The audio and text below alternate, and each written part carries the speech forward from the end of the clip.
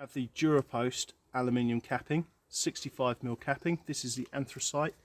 We supply this also in sepia brown and olive grey to match the post system and caps, gravel boards.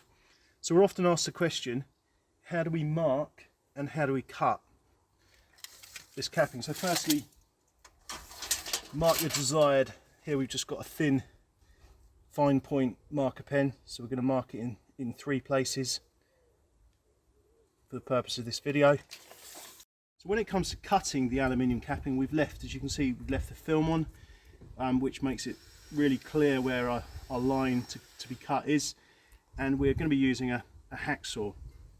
So this is one way of cutting it.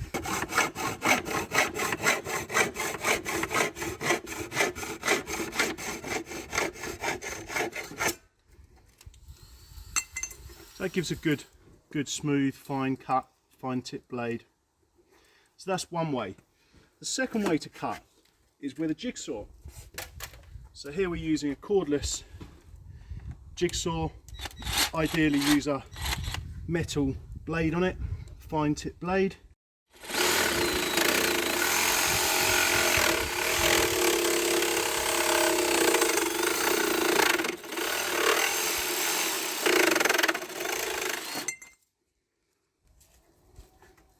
Again, giving a good cut. So here we've got an overhead chop saw with a fine tooth blade in it. So an aluminium or even a fine tooth wood blade is perfectly adequate. What you find with aluminium is, because it's a soft metal, it will cut very, very easily. You want to always avoid using a grinder, because a grinder will tend to melt and will melt the powder coat and will melt the aluminium. So here we're going to just gently come down with the saw.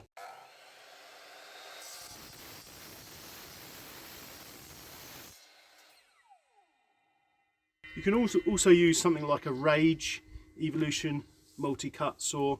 That's perfectly good for doing the same job. So here we have a lovely finish. We're now ready to take the film off, ready for fitting to the top of the fence. After completing the cut, we're then ready to peel back the plastic coating, plastic film protector, and as you can see, we're left with a nice good cut. If required, some contractors like to mask up the edge here and just give it one pass with the touch-up paint, matching touch-up paint, just finishes the edge. But as you can see, when you've got such a good cut, it's not really necessary.